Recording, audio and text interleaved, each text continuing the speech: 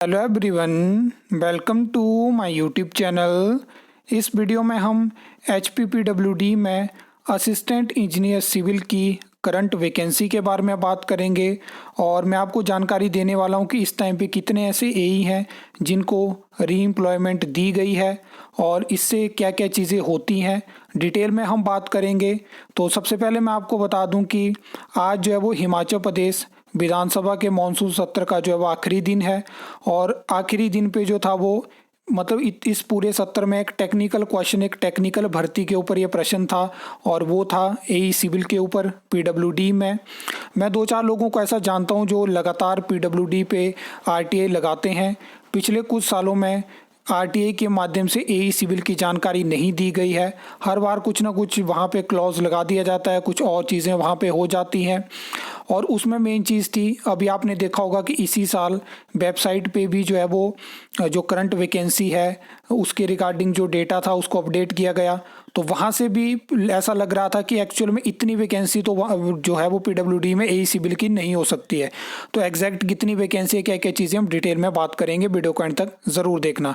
सबसे पहले मैं आपको बता दूं, ये आप देख सकते हो, अगर हम बात करें एई सिविल के रिगार्डिंग पीडब्ल्यूडी में जो सैंक्शन कैडर है वो 381 का है, जिसमें कि इस टाइम पे 56 वैकेंसी जो है वो वेकेंट है।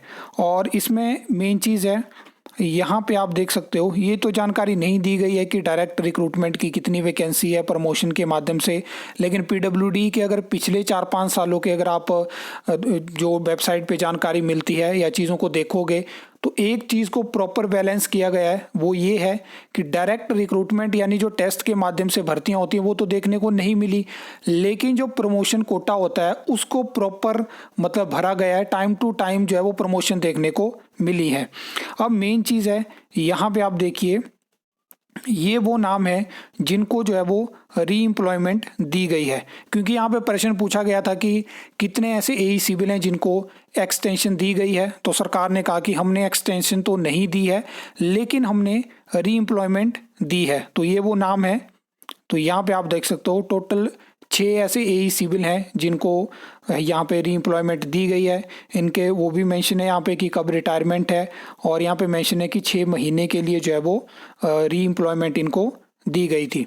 अब मेन चीज़ है कि अब सरकार जो है वो रीएम्प्लॉयमेंट देती रहेगी तो कैसे मतलब चीज़ें, कैसे आप यूथ के लिए जो है वो एम्प्लॉयमेंट जनरेट कर पाओगे। ये सिर्फ इसी सरकार की दिक्कत नहीं है, पिछली सरकार में भी ऐसी सेम चीज़ें हमें देखने को मिली, जल शक्ति विभाग में भी। अभी मैं आपके साथ जल शक्ति विभाग की जानकारी भी शेयर करूंगा, वहाँ पे भी आप देख सकते हो कि बड़ी बड़ी जो क्लास 1 की वैकेंसियाँ वहाँ पे जो है वो रीएम्प्लॉयमेंट दी जा रही है, एक्सटेंशन दी जा रही है। क्लास 3 की वैकेंसी आप एडवर्टाइज नहीं करना चाहते हो, आप रेगुलर वैकेंसी नहीं निकालना चाहते हो, वहाँ पे आप आउटसोर्स लाना चाहते हो।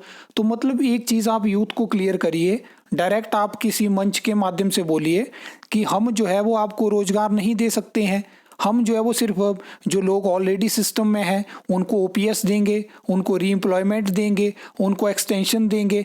बहुत सारे मैं आपको बताना चाहता हूँ ऐसे जो है वो सेंटर फंडेड प्रोजेक्ट भी हिमाचल प्रदेश में चले हुए हैं, लेकिन वहाँ पे भी ऐसे ही लोगों को लगाया गया जो कि ऑलरेडी किसी मतलब किसी डिपार्टमेंट में किसी बड़ी पोस्ट पे हैं या वहाँ से रिटायर हैं। मैं आपको कहना चाहता हूँ अपने इस प्लेटफॉर्म के माध्यम से कि कोई भी इंसान जो है वो माँ के पेट से सीख के नहीं आता है।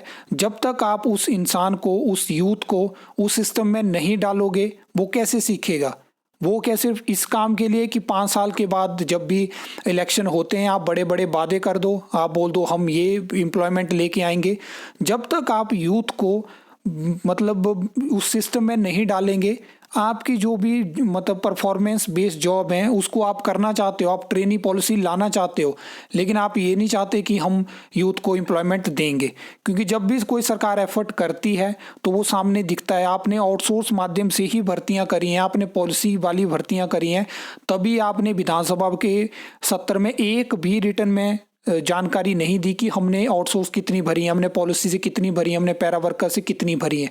आपने भर्तियों से जुड़े हर सवाल को इग्नोर किया है, उस पर सूचना एकत्रित की जा रही है, लिख दिया।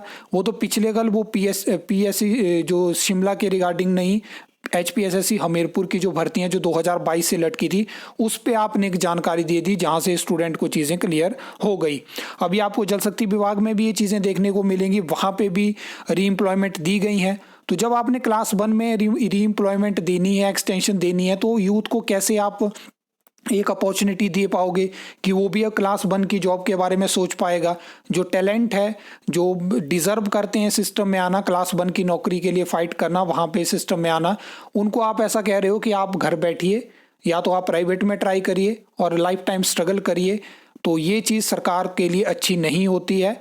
जो डिज़र्विंग लोग हैं उनका सिस्टम में होना ज़रूरी है, तभी बैलेंस बना रहेगा। मुझे ये चीज़ें लगती हैं। बाकी नेक्स्ट आपको बहुत सारी जानकारी अभी मिलने वाली है, तो आई होप यहाँ से आपको बहुत सारी चीज़ों के बारे में पता चला होगा। आई होप आपको ये वीडियो अच्छी लगी होगी, इन्फॉर्मेटिव लगी होगी। तो वीडियो को लाइक कमेंट शेयर कर सकते हो, चैनल को सब्सक्राइब कर सकते हो फर्दर न्यू अपडेट्स के लिए।